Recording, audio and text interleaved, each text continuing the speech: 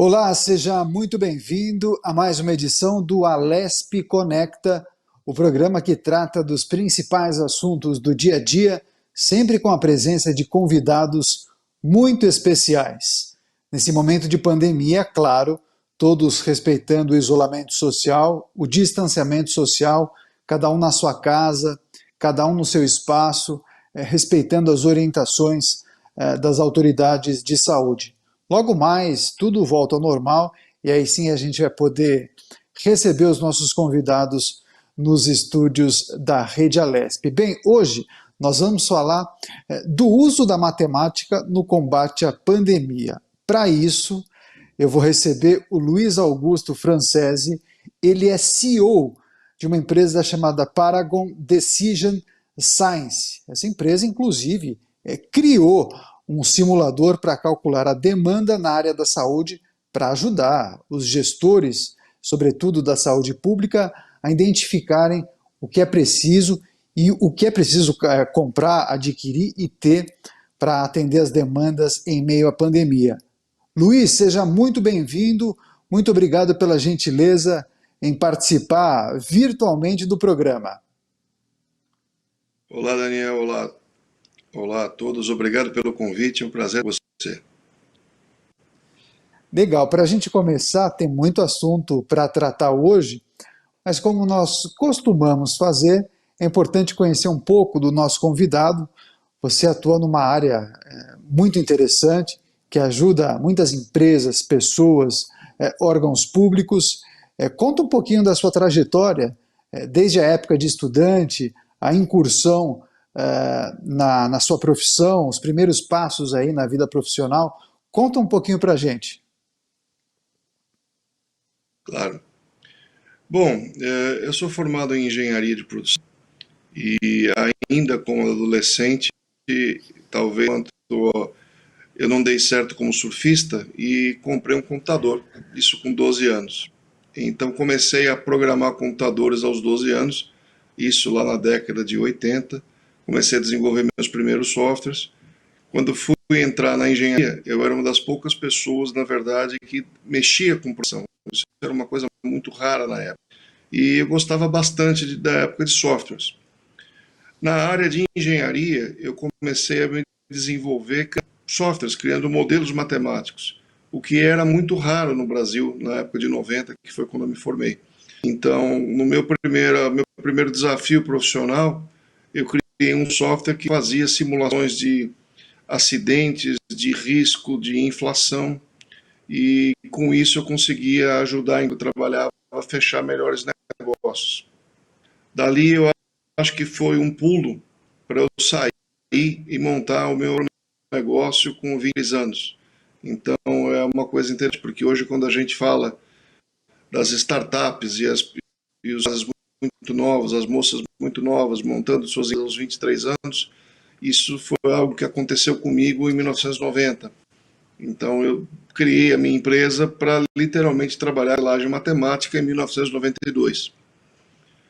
Hoje a vida é muito mais fácil, porque a gente não vive sem modelos matemáticos para nada. O próprio Google hoje, o Google Maps, para você de um lado ou outro, o Waze, são modelos matemáticos que regem a nossa vida. Mas você falar isso há 30 anos era uma Então eu comecei a me especializar nessa área e montei a empresa, comecei a desenvolver, ganhei na época vários clientes, inclusive uma coisa interessante, na época, para eu ser levado a sério, eu tinha que levar, na verdade, um senhor junto comigo. Então na época era meu sócio, então para alguém acreditar num rapaz de 20 anos, eu tinha que ter o senhor de 55, já calvo, cabelo branco, porque ninguém levava a sério a mim. Hoje é engraçado, se eu entrar numa reunião e eu não tiver um menino barbado e tatuado ao meu lado, ninguém me leva a sério, porque hoje o mundo é dos jovens, então é uma coisa extremamente Então, Augusto, você foi um precursor na área de tecnologia aqui no Brasil. Enquanto hoje em dia muito se fala em Vale do Silício, jovens que empreendem e investem em tecnologia, você já fazia isso nos anos 80 e 90. Agora, como foi a caminhada para você ganhar respeitabilidade no mercado, ser uma pessoa que os profissionais olham para você e falam, olha, ele tem boas soluções no mercado. Me fala um pouquinho como você adquiriu esse prestígio.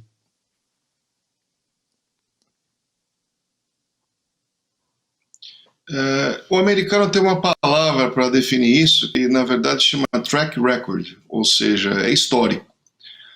Difícil foi talvez o primeiro cliente, o segundo cliente, mas a partir do momento que você tem um histórico, os clientes começam a ver a sua trajetória, quais são os resultados que você traz, e aí, como diria, as coisas ficam mais fáceis. O difícil realmente é começar. Nós começamos na época de 1990, praticamente pós-plano Collor. Então foi realmente bem difícil naquela época. E o que normalmente leva as pessoas a buscar matemática? Eu costumo dizer que matemática e banana são bem diferentes. Você não precisa que alguém te explique que você precisa comprar banana. Se você gosta de banana, você compra banana. As empresas só vão buscar matemática quando elas estão com dor no calo. Ou seja, quando realmente o negócio começa a dar dificuldade e elas estão com problemas, aí elas vão buscar uma matemática mais sofisticada. Então, normalmente, você não acorda achando, nossa, que vontade hoje de usar modelagem matemática para tornar minha empresa ciente. Normalmente, você tem algum evento, por exemplo, seus números não estão bons, você tem problema de armazéns, você tem problema de atraso de despacho de mercadoria, seu custo de produção aumentou, seu estoque está muito alto. Então, normalmente, quando você tem um problema ou um desafio, essa é a hora que você vai buscar matemática. Então, um dos piores casos que eu me lembro é quando a gente apresenta o que eu posso fazer, o que matemática pode fazer, e o candidato a cliente ele responde, puxa, muito interessante isso daí. Deixa eu pensar onde eu vou usar. Normalmente esse é o discurso errado. Ou seja, se você acha aquilo interessante e você vai ver onde usar, na verdade é errado. O cliente certo é aquele que olha e fala, já sei exatamente aonde me dói o calo, já sei aonde eu preciso usar. Então, esse talvez é o grande desafio com matemática. E eu posso fazer a comparação. Você não abre o Waze para ir até o supermercado, né? Você abre o Waze quando você quer ir para algum lugar que você não sabe que horas vai chegar, não quer se atrasar, não sabe o caminho, e aí acontece inclusive um outro efeito. As pessoas normalmente tendem a acreditar em modelos matemáticos, mesmo os modelos que não estão bem feitos, porque o modelo disse para você virar à esquerda. Então, assim, os modelos matemáticos eles não são perfeitos. Eles estão sujeitos a erros e eles têm desvios. E normalmente as pessoas acabam mudando de patamar, ou seja, depois que ela tem um modelo matemático, ela segue fielmente o que o modelo faz, o que significa que ela deveria avaliar bem essa decisão. E Perfeito. dentro da Paragon, o que nós temos feito é que nós temos nos movido muito de acordo com a economia. Então, por exemplo, com a economia hoje tem um crescimento forte em automobilística, nós temos muita demanda no setor automobilístico. Quando existe hoje um ciclo de investimentos em portos, nós na Paragon temos muitos clientes na área portuária. Então, eu acho que isso é muito comum, você seguir a economia. Setores que, na verdade, estão em baixa, vou dar uma ideia para você. Se você pegar hoje, por exemplo, manufatura, o segmento de manufatura está sofrendo grandes desafios no Brasil. Você não precisa hoje de um modelo matemático para decidir fechar uma fábrica. Mas você precisa de um modelo matemático para abrir uma fábrica. Então, algumas decisões, eu sempre defendo que para você confiar em matemática é quando você tem risco e oportunidade. Você tem um investimento. Portanto, nessa hora, quando você avalia se você deve investir sim ou não, qual é associado a isso, e principal pergunta, que eu acho que é a pergunta mais importante de todo mundo, é: será que vai funcionar? Quando você tem essa pergunta, aí é que entra o modelo matemático. Ele consegue isso com uma excelente precisão. Legal. Augusto, eu prestei atenção nessa sua resposta quando você disse que as demandas para a empresa acompanham um pouco o andamento da economia. Mas, em linhas gerais, que tipo de empresa mais procura a Paragon? E essas empresas que procuram a Paragon têm o objetivo e têm o desejo de solucionar que tipo de problema? Na produção, na solução do seu caixa, nas finanças? Conta um pouquinho como é que é esse dia a dia e um pouco da realidade da Paragon no atendimento aos clientes. Claro. Eu posso dar um exemplo. Existem vários tipos de modelagem matemática. O tipo de modelo matemático que a Paragon é especializada é o que nós chamamos de modelo de análise de capacidade. Ou seja, eu estudo se um processo tem capacidade de atender determinada demanda. O que, na grande maioria das vezes, são modelos logísticos. Um dos maiores projetos que nós fizemos foi para o Canal do Panamá. O Canal do Panamá é hoje o principal elo, como diria, de conexão logístico no mundo, ou seja, você tem um fluxo de mercadorias que passam pelo Canal do Panamá no sentido Oriente-Ocidente enorme. E há alguns anos o Canal do Panamá, a seguinte dúvida: será que eu preciso expandir o canal? Será que o canal que eu tenho hoje vai aguentar o crescimento da demanda mundial? E nessa hora nós participamos de uma licitação internacional e, como talvez zebra, né, porque ninguém esperava uma empresa brasileira competir com as melhores empresas americanas, europeias, nós entramos e nós ganhamos. E nós estamos no Canal do Panamá desde então. Nós já estamos no Canal do Panamá há mais de 15 anos. Hoje, todo o modelo matemático de análise de capacidade do canal é um modelo Paragon. Esse tipo de modelo é o que se chama hoje de Digital Twin, ou seja, um gêmeo digital. Com o uso desse gêmeo digital, você consegue fazer testes em processos, em sistemas, em mundos, sem precisar fazer no mundo real. Muito parecido hoje com um mundo digital de um Minecraft. Ou seja, você consegue hoje pegar o Canal do Panamá e estudar o que é o Canal do Panamá em 2025, em 2030, em 2040, com mais navios, com menos navios, com diferentes ocupações de sistemas. Hoje, eles usam para tomar as decisões estratégicas em investimentos, ou seja, precisamos ter mais rebocadores ou a quantidade que nós temos é suficiente. Então, hoje, a grande realidade dos nossos clientes, e eu posso dizer isso porque, por exemplo, a Paragon trabalha para quase a grande maioria das mineradoras da América do Sul, que investimento eles precisam fazer para que os seus minérios escoem desde as minas, passando muitas vezes por ferrovias, chegando em portos e sendo exportados para os vários países do mundo. São sistemas caríssimos, ou seja, hoje você falar que você precisa investir em ferrovia é um investimento muito alto. Então você tem que ter certeza absoluta que aquele investimento é necessário. Para isso, novamente, você não faz tentativa e erro. Você usa um modelo de simulação. Então, hoje eu posso dizer que boa parte das mineradoras são nossos clientes, boa parte dos portos são nossos clientes, as ferrovias, principalmente, temos muitos projetos na área ferroviária, e basicamente o que junta todos esses clientes é a mesma pergunta: qual é a capacidade do meu sistema? Até onde eu consigo produzir ou transportar? Perfeito, Luiz.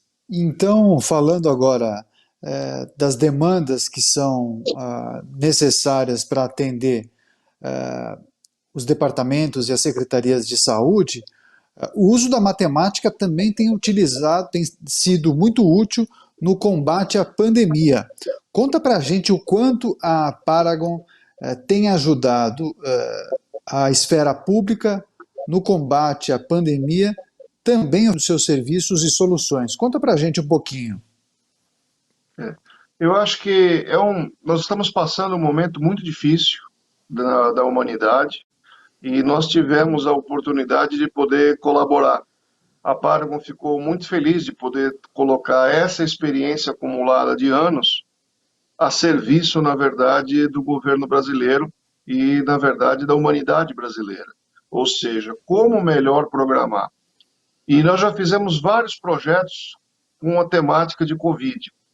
E comum a todos esses projetos é que nós nos recusamos de sermos remunerados. Ou seja, esse é o investimento da Paragon no Brasil. Ou seja, desenvolvemos todos esses projetos para os governos, tanto federal quanto estadual, como uma doação de serviços.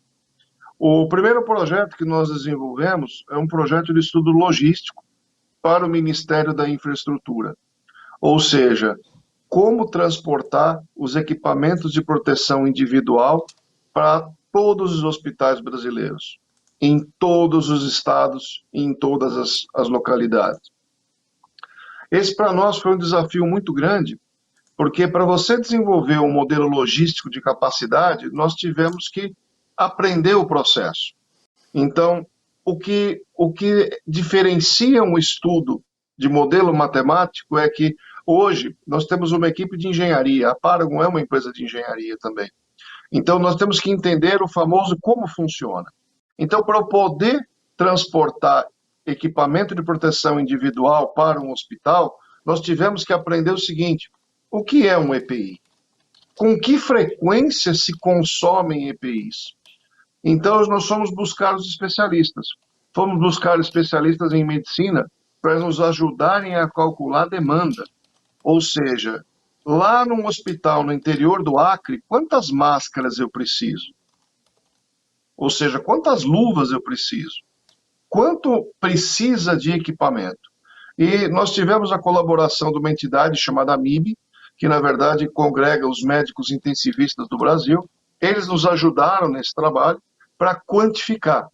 E a partir de quantificado, nós chegamos ao seguinte desafio. Ok, agora eu sei quanto eu preciso entregar para cada hospital em EPIs. Como eu transporto isso? Aí nós tivemos o apoio dos técnicos da ANAC, porque hoje a malha aérea brasileira está muito reduzida. Não há voos para todos os locais, em todos os dias, como era no passado. Então, nós fomos ver qual é a malha disponível hoje no Brasil. Com isso, nós fizemos um desenho logístico, onde o aeroporto de Guarulhos seria o grande hub de concentração desses equipamentos, cuja grande maioria deles é importado. Esses equipamentos seriam recepcionados em Guarulhos e, a partir daí, distribuídos para 47 centros de distribuição pelo Brasil. E depois, posteriormente, para cada um dos hospitais. Com a seguinte premissa: não pode faltar EPI em hospital. Não pode faltar máscara, não pode faltar propé, não pode faltar luva, não pode faltar álcool gel, ou seja, eu preciso entregar todos os equipamentos de proteção individual a tempo em todos os hospitais do Brasil. Nós criamos um simulador logístico que faz esse tipo de análise e estudamos isso para o governo federal. Perfeito. E além de ser uma proposta extremamente útil para que as autoridades de saúde consigam identificar o que é necessário adquirir, também tem o benefício financeiro, né? Porque em meio a uma pandemia, temos observado várias notícias que tratam de compras de equipamentos ultrapassados ou quantidades insuficientes ou mesmo superfaturamento, enfim. São várias distorções em meio a esse processo de aquisição de equipamentos e insumos para atender essa demanda. Um simulador ou um estudo matemático mais aprofundado pode também dar o caminho para esses gestores não gastarem desnecessariamente o recurso público. Não concorda comigo? Claro, com toda certeza. Na verdade, com o uso do simulador, o simulador ele não é um simulador matemático somente, ele é um simulador logístico. Então, não basta eu saber quanto eu preciso comprar, receber, transportar e entregar em tempo hábil. Então, esse é o sistema logístico que está sendo estudado. E para cada um dos equipamentos individuais, nós calculamos qual era a quantidade necessária a ser comprada. Isso tira do segmento público aquele desafio que é quanto eu compro. Porque você pode ir no mercado e você pode encontrar muito mais do que você precisa ou muito menos do que você precisa em vários fornecedores. Mas qual é a conta correta da quantidade que você precisa? Isso foi o que o simulador ajudou a responder.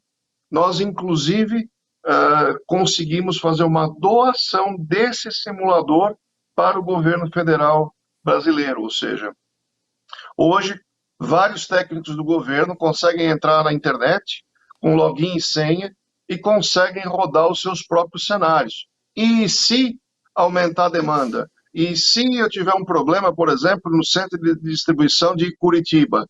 E se e o simulador responde em alguns segundos o que pode acontecer. Então veja só, o simulador ele diz o que pode acontecer. Sempre por trás de um simulador eu preciso ter uma pessoa, um analista, alguém que analisa e interpreta os resultados. A partir dali ele toma as decisões. Perfeito. E quais estados brasileiros, o senhor mencionou ah, essa parceria com o governo federal, essa doação, na verdade, mas eu gostaria de saber quais estados brasileiros estão utilizando a tecnologia da Paragon e que tipo de feedback vocês tiveram, Augusto?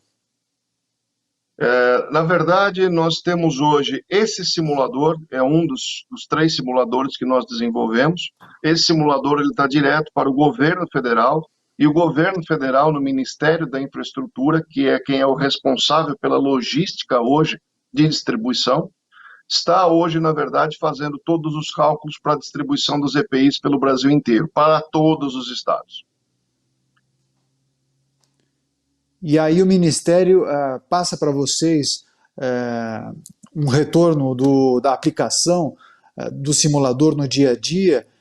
Muitas vezes é necessário fazer algum tipo de ajuste. Conta como é que é. Na verdade, criar um modelo é mais ou menos como você desenvolver algo em Lego. Você vai pegando os componentes e você vai montando. Então, nós fizemos 3 versões do modelo. A terceira versão foi aprovada e é a que está em operação.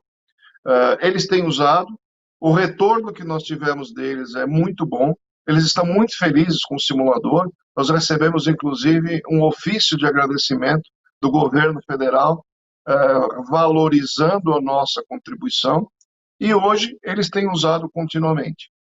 Agora, Augusto, em meio à pandemia, a Paragon também tem desenvolvido alguns trabalhos para o estado de São Paulo, mas é um modelo um pouco diferente. Conta pra gente que iniciativa é essa. É.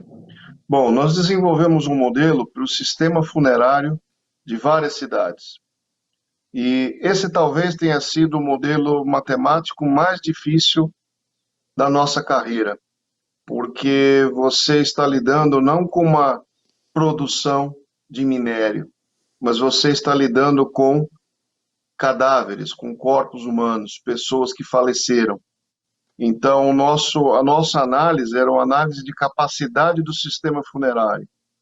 E esse projeto ele foi criado em função dos acontecimentos que muitas pessoas viram na televisão em Guayaquil, no Equador, com vários corpos à rua e a prefeitura sem capacidade de atender. Então, foi feito um trabalho aqui em São Paulo para poder dimensionar corretamente todo o sistema funerário. Então, nós começamos a traçar a logística desde que o indivíduo vem a falecer num hospital, passa pelo necrotério, até o transporte no carro funerário, com destino ao velório e depois, posteriormente, ou a um cemitério ou um crematório. Então, nós tivemos que estudar toda essa logística, fizemos o estudo, conseguimos ajudar a Prefeitura de São Paulo a equacionar qual a quantidade de veículos necessários, alguns ajustes necessários que deveriam ser feitos no sistema. Por exemplo, depois dos primeiros resultados, São Paulo passou a operar vários cemitérios em 24 horas para poder dar vazão à quantidade de falecimentos e sepultamentos. E todo o sistema foi redimensionado em função de capacidade, ou seja, o objetivo era poder dar vazão caso nós tivéssemos diferentes níveis de falecimentos por dia na cidade de São Paulo. Depois da cidade de São Paulo, nós utilizamos o mesmo modelo matemático para Osasco, para Campinas, para Sorocaba e, recentemente, para a Baixada Santista. Então, ou seja, nós reaproveitamos o modelo matemático e adaptamos para cada uma dessas cidades. Então, é um desafio você poder estudar esse tipo de processo. É muito difícil, porque cada número que a gente vê na tela é um falecimento, então isso é muito marcante, mas o objetivo maior era evitar o caos, ou seja, evitar a catástrofe. Então, vários cenários foram simulados para o comitê de crise do Covid do estado de São Paulo. Claro que essa é uma situação de exceção, uma situação de calamidade pública, mas eu lhe pergunto se os gestores públicos talvez, diante desse cenário, diante dos ensinamentos que certamente serão levados para o futuro, se é possível utilizar mais a matemática e esses modelos para melhorar, inclusive, a gestão pública. Que avaliação você faz dessa possibilidade? Olha, todos esses projetos que nós desenvolvemos não foram para iniciativa privada, foram para o serviço público. Então, eu sei que hoje, muitos desses profissionais que hoje estão no serviço público sabem o valor de planejamento com o uso de matemática, com o uso de modelos matemáticos. E, literalmente, puderam usar em conjunto conosco. Eu acho que isso está sendo cada vez mais uma realidade aqui no Brasil, tanto que depois desse segundo projeto que nós fizemos, nós tivemos um convite para fazer mais um projeto para estudar a quantidade de leitos de enfermaria e leitos de UTI em todo o estado de São Paulo. Esses estudos foram feitos e são, inclusive, base para todo esse plano São Paulo. Faz parte disso o estudo matemático. E cada vez mais, eu acho que o governante brasileiro, o servidor público, ele é forçado a tomar decisões desafiadoras. E para fazer isso, ele precisa investir em planejamento. E o tipo de modelo matemático que nós fazemos é algo que se chama modelos quantitativos, ou seja, modelos de capacidade. E é muito mais prático hoje você investir num modelo digital. Um modelo digital chega a custar 1% do que você fazer de verdade. Portanto, eu acho que isso é uma realidade cada vez mais presente no governo brasileiro e, com certeza, nós teremos vários casos de sucesso no futuro. Perfeito. Importantes informações trazidas pelo Luiz Augusto Francese, engenheiro e também CEO da Paragon Decision Science. Falamos do uso da matemática no combate à pandemia e, claro, ele também falando dos trabalhos desenvolvidos pela Paragon. Queria só escutar para finalizar essa entrevista quais são os próximos passos da Paragon e seus também, Luiz. O que vem por aí? Olha, nós temos cada vez mais investido em crescimento internacional. Hoje, a Paragon tem clientes em toda a América Latina, do México até a Argentina. Nós temos investido em crescer a nossa equipe. O tipo de profissional que nós temos é um tipo de profissional difícil de você encontrar no mercado, então nós formamos os nossos profissionais desde jovens, são pessoas que têm que ter formação em engenharia, formação em matemática, gostam muito de processo, são pessoas hábeis em modelagem, e cada vez mais a gente tem aplicado isso em vários tipos de projeto. Então, nosso crescimento, inclusive, durante a pandemia, ao contrário, talvez, de muitas empresas, nós aumentamos contratação, nós não aplicamos redução de jornada. Então, eu sei que isso é uma raridade hoje no segmento brasileiro, você falar que, inclusive, nós estamos com vários projetos em andamento, porque muitos dos nossos clientes analisam investimentos de 50 a 70 anos no futuro. E apesar de você ter uma situação problemática hoje, você não para uma análise do que você tem que fazer pelos próximos 50 anos. Então, eu acho que o nosso passo cada vez mais desafiador é cada vez mais ser uma empresa internacional dentro do Brasil. Muito legal. Eu conversei com Luiz Augusto Francese, ele é engenheiro, CEO da Paragon Decision Science. Falamos do uso da matemática no combate à pandemia. Ele também falou sobre o simulador criado pela empresa para calcular as demandas necessárias na área da saúde em meio à pandemia do novo coronavírus. Luiz Augusto, muito obrigado por sua participação, parabéns pelo trabalho. É importante empresas que se utilizem também da matemática para ajudar no dia a dia e propor soluções para empresas e órgãos públicos.